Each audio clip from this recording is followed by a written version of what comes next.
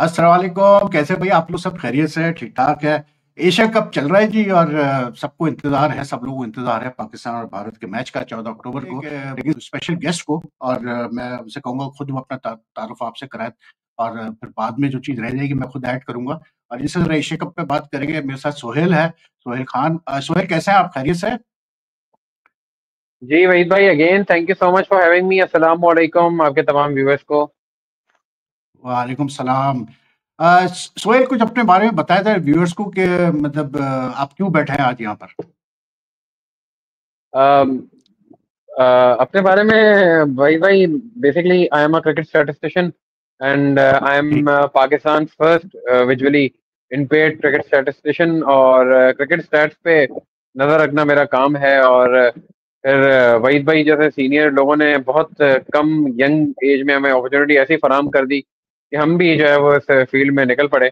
और अब क्योंकि सितंबर भी है तो मैं बताऊं कि मेरी वहीद भाई आपके साथ पहली स्क्रीन अपेयरेंस भी सितंबर में ही हुई थी। तो अच्छा, एक बार अच्छा। फिर हम सितंबर में साथ हैं। जी जी जी, बिल्कुल बिल्कुल। अच्छा। सोहेल के बारे में मैं बताऊं, सिर्फ स्टैट्स नहीं, वैसे भी Sohail is very active despite being visually impaired. माशाल्लाह से हर मैच में नजर आते हैं स्टेडियम में।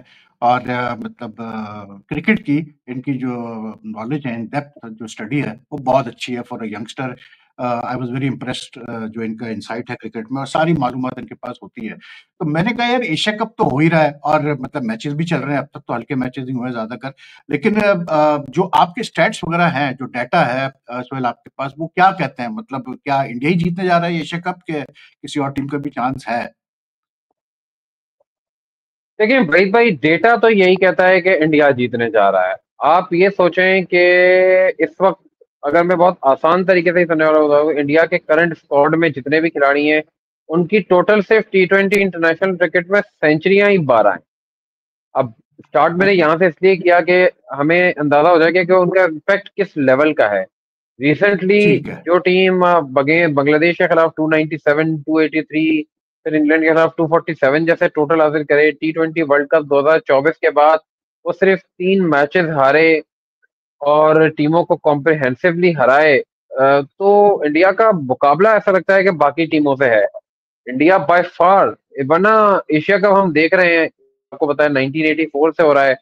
हर एशिया कप में कभी ऐसा नहीं हुआ, चाहे जितने भी हमने देखे, आपने तो खैर कवर भी किए, कि हमने कहा हो कि नहीं टीमें, मतलब पाकिस्तान, इंडिया, श्रीलंका कोई भी जीत जाता, चले पाकिस्तान सिर्फ 2 बार जीते, लेकिन इस बार एक वाजे सा फर्क नजर आ रहा है। वो और कोई सुपर फोर में आके खत्म होता हो।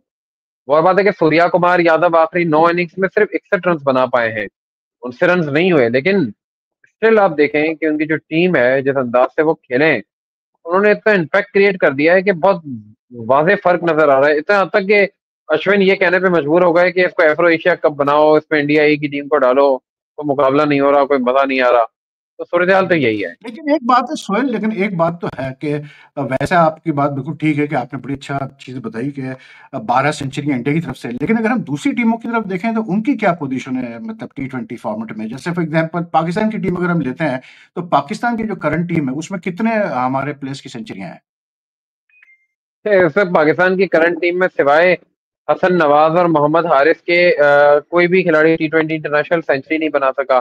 Team goal for okay. Bangladesh, Parvez Hossain, Emon, Kusal Sri Lanka से हैं, गुरबाज हैं अफगानिस्तान से, ये इतने ही हैं। और अगर हम वैसे रिसेंट टीमों की परफॉर्मेंस देखें, अगर हम पाकिस्तान को देखें, इस साल 19 T20 इंटरनेशनल खेले, 11 जीते हैं, 8 हारे हैं, लेकिन वैसे भी हम 4 तो न्यूजीलैंड में ही हारे हैं।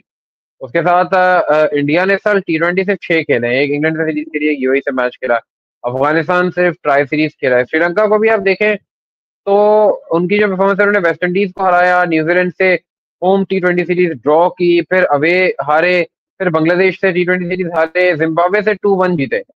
और हसरंगा अलबत्ता वापस आए हैं, जो एक बहुत एक्स फैक्टर किस्म के खिलाड़ी हैं मुझे लगता है। और लास्ट एशिया कप 2022 में जब श्रीलंका ने आखिरी 2 मैच पाकिस्तान को हराए थे, तो उसमें हसरंगा का बड़ा रोल था, लेकिन वो बहुत फिटनेस प्रोन, इंजरी प्रोन रहते हैं। तो श्रीलंका को ठीक, भी चल ठीक। ज्यादा अंडर एस्टिमेट करें, वही वही देखें, इंडिया पाकिस्तान अफगानिस्तान की हर कोई बात कर रहा है, कोई श्रीलंका की बात उस तरह कर नहीं रहा। लेकिन हाँ, एशिया कप जब भी आते हैं, चाहे वो 90s में ही क्यों ना आते थे, आप देखें श्रीलंका हमेशा ऐसे टूर्नामेंट्स में सरप्राइज कर सकता है, इसीलिए वो T20 के डिफेंडिंग हम्म, चैंपियन भी है। Very good point, very good point. लेकिन सोहेल, वैसे जो आप स्टैट्स की बात कर रहे थे, तो बड़ा वजन इसलिए है क्योंकि मैं देख रहा था तो आईसीसी की लेटेस्ट रैंकिंग भी आई है T20 की, उसमें इंडिया नंबर 1 है, नॉट सरप्राइजिंग। और उसके बाद जो मजे की बात है वो ये है कि जितनी भी बाकी टीमें हैं एशिया कप की, 7 पे श्रीलंका है, 8 पे पाकिस्तान है, 9 पे अफगानिस्तान है, 10 पे जो है बांग्लादेश है, 15वें पे जो है वो यूएई है, 20 पे ओमान है, हांगकांग तो है ही नहीं टॉप 20 में। तो यानी कि बड़ा वाज़े एक गैप आपको नज़र आ रहा है इंडिया में और दूसरी टीमों में। लेकिन फिर साथ में ये भी कहा जाता है कि जी T20 फॉर्मेट बड़ा अनप्रेडिक्टेबल फॉर्मेट है क्रिकेट का, और सबसे ज़्यादा अनप्रेडिक्टेबल फॉर्मेट है। तो इस मतलब फॉर्मेट को देखते हुए शुड वी एक्सपेक्ट के मतलब स्पेशली यूएई में मैचेस हो रहे हैं कि कुछ मतलब सरप्राइजेस हम देख सकते हैं आगे चल के, may be in the super 4 stage, may be on 14 between Pakistan and India. अब बिल्कुल भाई 2021 का T20 वर्ल्ड कप यूएई में हुआ, इंडिया सेमीफाइनल में नहीं पहुंच पाया। 2022 का हम्म। एशिया कप यूएई में हुआ, इंडिया फाइनल में नहीं पहुंच पाया। तो बिल्कुल T20 में ये सारी टीमें देखें, जिसका दिन आए, कोई परफॉर्मेंस आ जाए, कुछ आ जाए, सरप्राइज तो आप एक्सपेक्ट कर सकते हैं। और 14 सितंबर की जो आप बात कर रहे हैं, अच्छा मैं आपके व्यूअर्स को और आपको ये बताऊं कि 14 सितंबर को जो पाकिस्तान इंडिया का मैच है, पाकिस्तान और इंडिया की हिस्ट्री का जो पहला T20 इंटरनेशनल मैच था भाई वो भी 14 सितंबर 2007 को ही हुआ था, जिसमें बॉल आउट पे इंडिया जीता अच्छा, था। आपको याद होगा, वो हम जो बॉल वर्ल्ड आउट कप नहीं कर हुआ पाए था। थे। हाँ, अच्छा, वो अच्छा, यस, अच्छा, अच्छा, अच्छा, बिल्कुल अच्छा। बिल्कुल ऐसा ही है। Okay, okay, okay, okay, okay, okay, okay. तो चौदह तो ये सितंबर तो एक बार फिर आपने जो है ना तारीख पाकिस्तानी दोहरा रही है क्रिकेट अपने आप फैंस को। के लिए, तो सोहेल ये तो आपने पाकिस्तानी क्रिकेट फैंस के लिए अच्छी खबर नहीं सुनाई है कि 14 सितंबर को जो है पहला इंडिया पाकिस्तान का T20 हुआ था, उसमें इंडिया ही जीता था।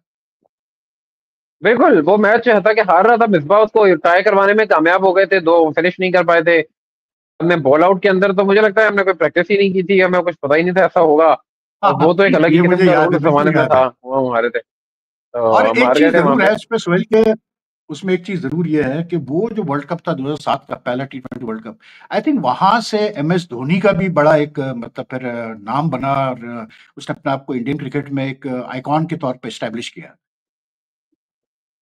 देखिए ना, इंडिया ने तो उसको इतना सीरियस लिया ही नहीं था। सोचे ना, द्रविड़, तेंदुलकर और गांगुली खेलने ही नहीं आए, धोनी कप्तान बन गए थे, यंगस्टर्स बहुत सारे आ गए थे, और इंडिया आखिर में वो जीत के चला गया। इंडिया पाकिस्तान का फाइनल हुआ, जो वनडे वर्ल्ड कप के पहले राउंड से एलिमिनेट हो गए थे। युवराज सिंह के 6 छक्के, क्रिस गेल की पहली T20 इंटरनेशनल सेंचुरी, तो वो बड़ा जाहिर सी बात है अच्छा वर्ल्ड कप था पाकिस्तान इंडिया दोनों के लिए। फिर पाकिस्तान अगला जीता, और तो वो हर लिहाज से T20 क्रिकेट एक्सपोजर के लिए। और अगर हम बात करें, और सबसे बड़ी बात है भाई जो अभी अक्सर वीडियोस में कहते हैं कि ना उस वक्त सोशल मीडिया था ना कुछ था, बड़ा सुकून था।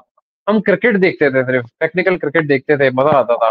अब तो ऐसा लगता है कि सोशल मीडिया और टीवी पे अलग मुकाबले शुरू हो जाते हैं। हाँ, ये तो है। सोशल मीडिया पे खास करके अलग ही सिलसिला चल रहा होता है। लेकिन अब मतलब सोहेल, अगर मैं आपसे पूछूं स्टैट्स वाइज, डाटा वाइज, अगर मैं आपसे एक बात करूं, आपने ये बहुत अच्छी बात की कि यूएई में एशिया कप में और T2021 के वर्ल्ड कप में इंडिया नहीं पहुंच पाया था फाइनल में। लेकिन लास्ट ईयर, बल्कि इसी साल अर्ली ऑन, चैंपियंस ट्रॉफी हुई, दुबई में हुई, और वहां पर इंडिया ने जो है मतलब फतह हासिल की। तो आई थिंक इंडिया के लिए मतलब after the champions trophy win, they would be very confident कि वो T20 वर्ल्ड कप भी, सॉरी, अपना ये एशिया कप भी जीत सकते हैं यहाँ पर। बिल्कुल कॉन्फिडेंस तो होगी यकीनी तौर पर। वहां पे भी देखें, जो एक दो आए भी, चाहे वो सेमीफाइनल में वहां विराट कोहली निकाल के ले गए, रोहित शर्मा, इन दोनों के ना होने से मैं ये तो नहीं कहूंगा बहुत बड़ा फर्क पड़ेगा, लेकिन हाँ, वनडे में ये है ना कि थोड़ा सा टाइम होता है आपके पास मैनेज करने का, थोड़ा सा चीजों को बेहतर करने का। लेकिन T20 में तो आपको एक स्पेल ही आपके लिए इनफ होता है, अगर किसी का आ जाए। वैसे तो ऑल सेट फॉर इंडिया वो हाँ, टी हाँ। दुबई, लेकिन शायद T20 के लिहाज से, हालांकि आईपीएल भी वो खेले हैं, उनके खिलाड़ी बहुत रेगुलर यहाँ आईपीएल के पूरे पूरे सीजन, हाफ सीजन 2021 का, पूरा सीजन 2020 का यहाँ हुआ है। लेकिन at the end of the day, और एक अच्छी चीज कहीं ना कहीं, ये शायद अच्छा ही मैं कहूंगा कि 7 महीने के गैप से इंडिया की टीम T20 इंटरनेशनल में आ रही है। तो बस कॉम्बिनेशन के तरफ आप देख सकते हैं कि वो किस तरह से लेके चलते हैं। हमने देखा कि वो भी हमारी वाली स्ट्रेटेजी पे चले गए, जैसे हम फहीम अशरफ को खिला रहे हैं, उन्होंने शिवम दुबे को खिलाया हुआ है। क्या ये स्ट्रेटेजी बड़े मैचेस में या पाकिस्तान और श्रीलंका जैसी टीमों के खिलाफ भी अपनाएंगे, और किस तरह से काम आएगी? जैसे हम कह रहे हैं कि हमारे ये जो फिफ्थ बॉलिंग ऑप्शन हल्का है, तो उन्होंने भी सर इस तरीके से अप्रोच तो अपनाना शुरू कर दिया। अब लेट्स सी, असल तो बात है कि सुपर फोर में ही होगा जो कुछ होगा, वहां एक मैच हम्म। आपकी किस्मत का फैसला कर देगा। लेकिन एक चीज है सोहेल, के जो टीमों को हम देखते हैं, तो चाहे इंडिया हो, चाहे पाकिस्तान हो, चाहे श्रीलंका हो, चाहे इवन अफगानिस्तान हो, बांग्लादेश के मुझे थोड़ा सा वो हल्के लग रहा है इस डिपार्टमेंट में, लेकिन इन 4 टीमों के जो है स्पिन में ऑल वेरी मतलब एक सारे चारों टीमों के पास बहुत अच्छे स्पिनर्स है। पाकिस्तान ने भी मतलब अबरार और सुफियान कीम की कॉम्बिनेशन निकाली है, मोहम्मद नवाज बहुत अच्छी बॉलिंग कर रहे हैं, साथ में फिर बैकअप में आपका साइम और वो है सलमान अली आगा है। तो आई थिंक अगर ये मतलब जैसे क्योंकि उमन यही कहा जाता है कि यूएई में जो है पिचेस वो उमन स्पिनर्स को हेल्प करती है, तो उस लिहाज से अगर हम देखें तो वैसे तो ये चारों टीमें स्पिन डिपार्टमेंट में तो उतनी ही इक्वली स्ट्रांग लग रही है। एब्सोल्युटली तमाम टीमों के पास एक्स फैक्टर्स हैं। अगर हमारे पास अबरार, सुफियान, नवाज हैं, तो वहाँ चक्रवर्ती, कुलदीप हैं और उसके साथ अक्षर पटेल हैं। और श्रीलंका के पास विला लगे, महीश तिक्षाना। अच्छा, श्रीलंका की फास्ट बॉलिंग अटैक मुझे बहुत बेहतर लग रही है। आप देखें, मतीशा पतिराना, नवोन तुषारा, दुष्मंथा चमीरा और दसुन शनाका। शायद हालांकि वहां भी चले अर्शदीप और बुमराह बहुत ही एक्सपेक्टेड है। लेकिन श्रीलंका की भी जो फास्ट बॉलिंग टीम है, ठीक है, वो इतना अच्छा नहीं कर पाए रिसेंट टी20 में। जिम्बाब्वे में जीते हैं, टफ जीते हैं।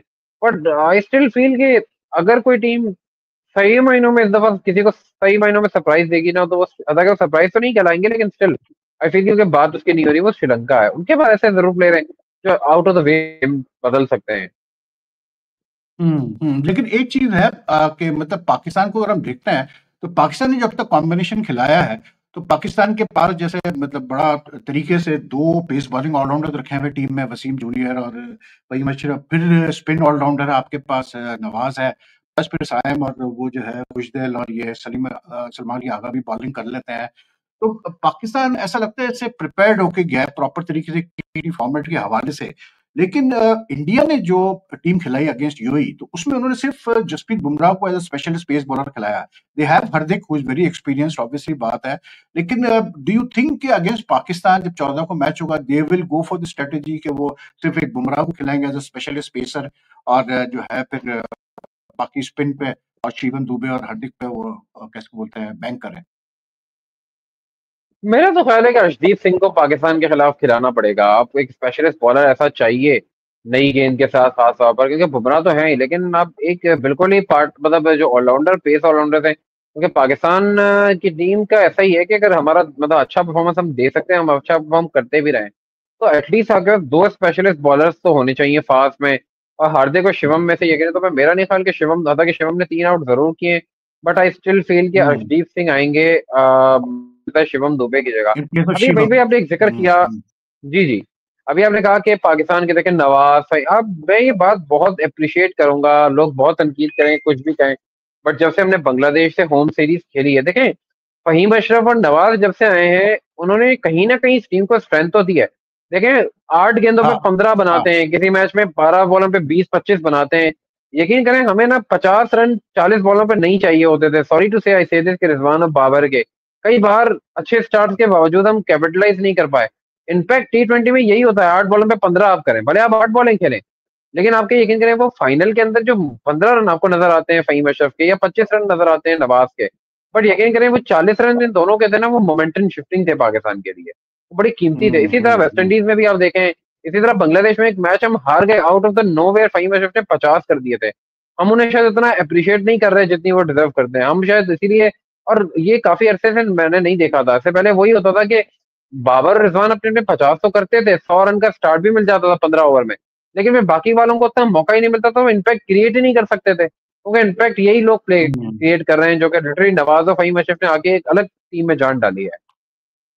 नहीं बिल्कुल सही कह रहे हैं। इस टीम का जो हमारी टीम है इसमें आपको थोड़ी अप्रोच ही डिफरेंट नजर आ रही है, मतलब एक more of a collective, you get a feeling कि एक कलेक्टिव एफर्ट चल रही है सबकी तरफ से कि कुछ ना कुछ कोई ना कोई कर रहा है। अगर एक मैच में हसन नवाज रन करता है तो साइम करता है, तो अगर साइम करता है तो हसन नवाज कर लेता है, तो इस तरह करके सिलसिला चल रहा है।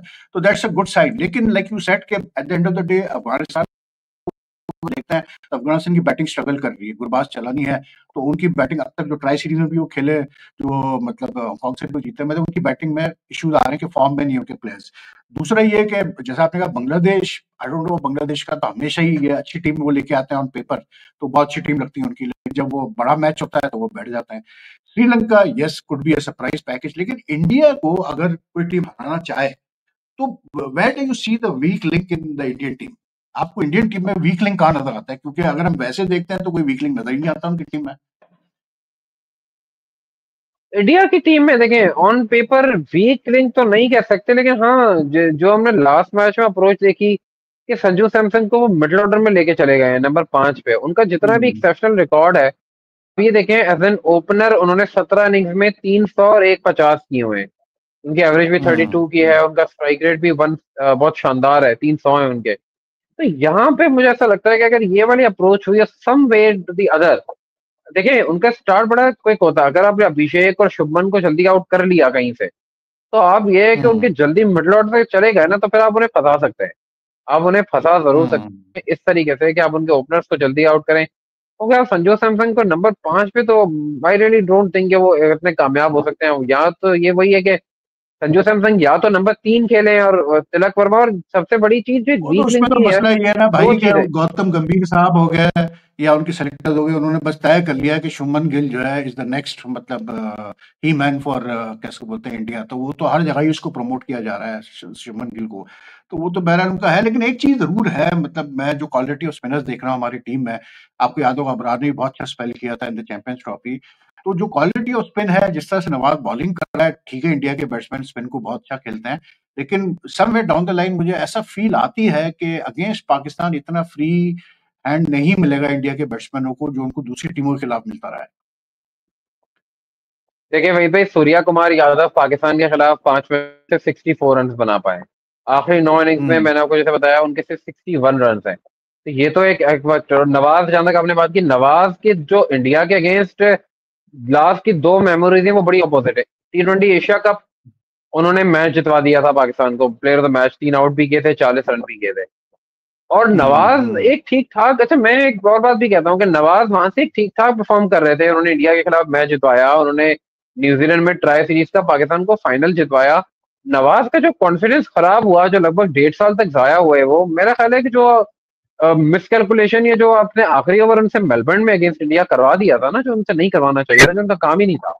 आई थिंक वो उनके लिए बड़ा कॉन्फिडेंट हम्म, डेंटिंग भी साबित हुआ। बाबर आजम की वो मिस्टेक थी। एक तरफ जहां तक भाई भाई लोग ये तो बात कर रहे हैं कि प्रेस कॉन्फ्रेंस में भी कि सलमान अली आगा से पूछ रहे हैं कि बाबर ने कहा था कि नवाज मेरा मैच विनर है। तो अगर वो आपका मैच विनर है, तो आपने उससे आखिरी ओवर कैसे करवा दिया विराट कोहली के आगे? उसका कॉन्फिडेंस जो डैमेज हुआ ना, वो 1 1.5 साल तक मेरे ख्याल से निकल ही नहीं पाए। इतना उनके खिलाफ बातें हुई, इतना आता कि उनकी मेरे हिसाब से गलती थी नहीं। नवाज तो एक रीजनेबल ऑलराउंडर हैं, और इंडिया के अगेंस्ट उनकी वो हम्म, एशिया कप वाली परफॉर्मेंस, दुबई, सब कुछ उनके फेवर में जाता है। पीएसएल भी आपके सामने है, वो कोयटा ग्लेडिएटर्स को जब तक दुबई में रहे जितवाते रहे। और इस साल अगर मैं आपको फुल मेंबर्स में बताऊं तो 6.47 की इकोनॉमी से नवाज के 20 आउट हैं। T20 इंटरनेशनल में फुल मेंबर्स में सबसे ज्यादा है। तो इम्प्रूवमेंट तो है नवाज में। बट और आई होप हाँ कि ये सबसे तो अच्छी है चीज है सोहेल साहब, वो कि तो यूटिलाइज साफ, कर रहे हैं। सोहेल मियाँ, वो तो साफ नजर आ रहा है कि बड़े फैन है आपके मोहम्मद नवाज के, इसमें कोई शक नहीं। लेकिन ये है कि हाँ, नवाज की परफॉर्मेंस अच्छी रही है, इसमें कोई दो राय नहीं। नहीं, अभी मैं एक देख रहा था वीडियो क्लिप, तो बड़ी ये सोशल मीडिया पे बातें चल रही है कि जब शाहीन शाह अफरीदी अभिषेक के सामने आएंगे तो क्या होगा, वगैरह वगैरह करके इंडियन की जो यूट्यूबर्स वगैरह है वो काफी उसको मतलब उड़ा रहे हैं शाहीन शाह अफरीदी को कि अभिषेक ये कर देगा वो कर देगा। फिर अभी मैं देख रहा था एक क्लिप उसकी, जो एशियन इमर्जिंग कप हुआ था मेरे ख्याल से, तो उसमें अभिषेक और जी जी जी सुफियान जी। टीम की भी आपस में हुई थी। तो लगता है ऐसा है कि 14 को जो मैच होगा इसमें गर्मा गर्मी भी ठीक ठाक होने वाली है। बिल्कुल बिल्कुल, वही भाई एक एक चीज पे नजर होगी, गर्मा गर्मी, एग्रेशन। जिस तरह प्रेस कॉन्फ्रेंस में दोनों कप्तानों ने एग्रेशन को वेलकम किया है, तो हमें कुछ ना कुछ तो हम्म, जरूर नजर आएगा। और जहां तक बात है अभिषेक शर्मा की, तो इस वक्त जितने भी T20 इंटरनेशनल में खिलाड़ियों ने 500 से ज्यादा रन बनाए हैं, अभिषेक शर्मा का स्ट्राइक रेट सबसे ज्यादा है।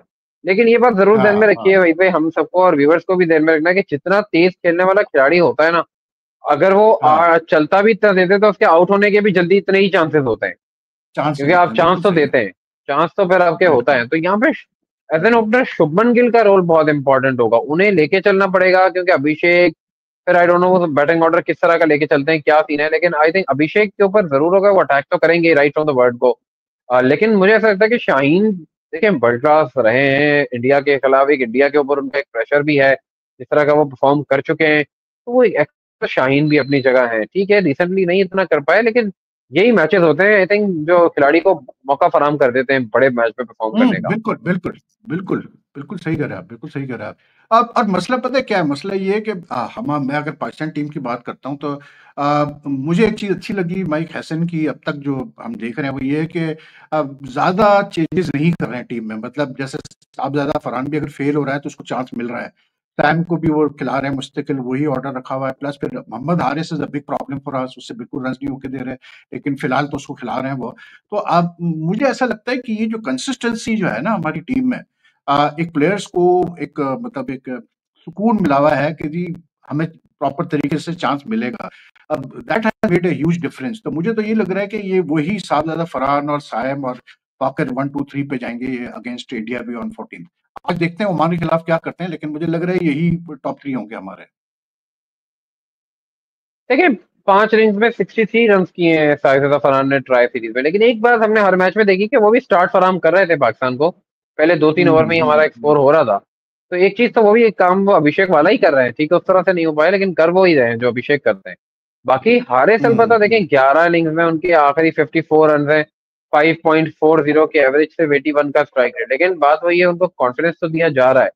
आई स्टिल फील कि हारिस को नंबर 3 करके आप फखर को नंबर 4 खिला सकते हैं, क्योंकि फखर में ये कैपेबिलिटी है तो थोड़ा स्टेबल कर सकते हैं। और हारिस देखें पावर प्ले में आकर ना जो इम्पैक्ट कर सकते हैं वो शायद उन नंबर्स पे नहीं कर पाता था। कि मैं मेरा मानना उन लोगों में से है मैं कि जो कहता है कि जो भी मौका मिले आपको अवेल करना चाहिए। लेकिन चले लेकिन इंडिया के खिलाफ या किसी भी मैच में आज अगर मैं तो कहता हूँ मौका मिले तो नंबर 3 पे आप हारिस को ट्राई करें तो बुरा लेकिन ऑप्शन तो एक नहीं चीज है, शायद वो है पावर सोहेल के प्ले। हारिस के साथ, जी। सोहेल हारिस के साथ एक इशू ये जरूर हमें नजर आता है कि जैसे हसन नवाज की अगर मैं एग्जांपल लूं, तो हसन नवाज में over the period of time हमें थोड़ा बहुत इंप्रूवमेंट नजर आता है उसके बैटिंग में, लेकिन Haris doesn't seem to learn from his mistakes.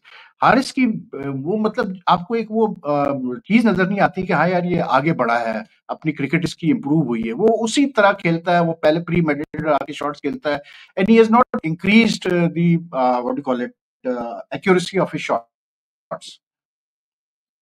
बिल्कुल क्रिकेटिंग स्किल्स में हारिस अभी बहुत पीछे है। वही हारिस हैं जिनको हमने पहले देखा था, वही हारिस हैं जिन्होंने 10 बॉलों में 28 अगेंस्ट साउथ अफ्रीका किए थे, वही हारिस नाकाम भी हो रहे हैं।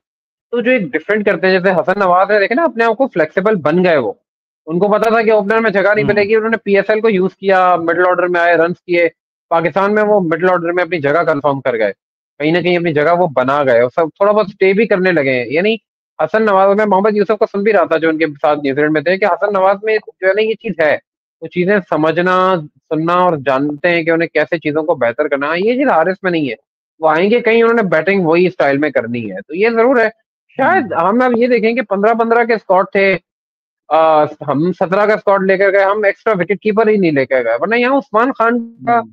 मेरा ख्याल है सेकंड विकेट कीपर तो बनती थी एटलीस्ट। आपने इतने सारे एक्स्ट्रा फास्ट बॉलिंग ले लिए हुए हैं, शायद जितनी जरूरत भी नहीं थी, तो मेरा ख्याल है हाँ, नहीं यहाँ अगर वो वैसे भी एक होते। बात आप सही कह रहे हैं, एक बात आप सही कह रहे हैं कि अगर वैसे हम देखते हैं तो इवन हसीबुल्ला हो गया या उस्मान खान हो गया, उस्मान खान को अगर आप हारिस की अगर डालते हैं टीम में तो आपकी टीम एकदम से थोड़ा सा चेंज आ जाता है। लेकिन बहरहाल चले, अब तो जो है सो है। लेकिन सोहेल एक बात बताएं, मैं एक चीज पूछना चाहता हूँ। हमारे व्यूअर्स ने भी जब लास्ट टाइम आप मेरे साथ अपीयर हुए थे तो हमारे व्यूअर्स ने कुछ पूछा भी था कि आप जो काम करती हैं वगैरह का, सिंस यू विजुअली इम्पेयर्ड, आप कैसे मैनेज करते हैं चीजें? मतलब जो क्योंकि क्रिकेट स्टैट्स तो बहुत मुश्किल काम है, तो आप मैनेज कैसे करते हैं ये? अब वही भाई, इसका मैं यूं जवाब दूं, स्टार्टअप से जवाब दूंगा। शुरू से ही क्योंकि क्रिकेट का ना शौक बहुत था, हमने जाते थे जब होश संभाला हम्म तो कमेंट्री थी पीटीवी पे और रेडियो पाकिस्तान पे मैच आते थे। तो उस वक्त ना जब खिलाड़ियों के स्टैट्स बताए जाते थे कमेंटेटर्स की जाने से, तो बड़ा मजा आता था। मुझे हाईएस्ट स्कोर खिलाड़ियों के याद करने का ना बड़ा शौक होता था। और मैंने शायद 7-8 साल की उम्र में जब 100 खिलाड़ियों के नाम एक कैसेट रिकॉर्डर में रिकॉर्ड किया था ब्रीफ करें, मुझे आज भी लगता है मैंने बहुत कुछ बड़ा अचीव किया था उस वक्त। मैंने अच्छा। सबको बताया था कि मैंने ना 100 पाकिस्तानी खिलाड़ियों के नाम याद किए उस वक्त। अच्छा फिर आहिस्ता आहिस्ता मुझे बड़ा इंटरेस्ट मेरा बढ़ता गया, फिर चीजें भी एडवांस होती गई। पहले मैं लोगों से कहता था मुझे अखबार पढ़ के सुनाओ, मुझे आप कुछ ना कुछ पढ़ के सुनाएं, कोई और चीजें बताएं।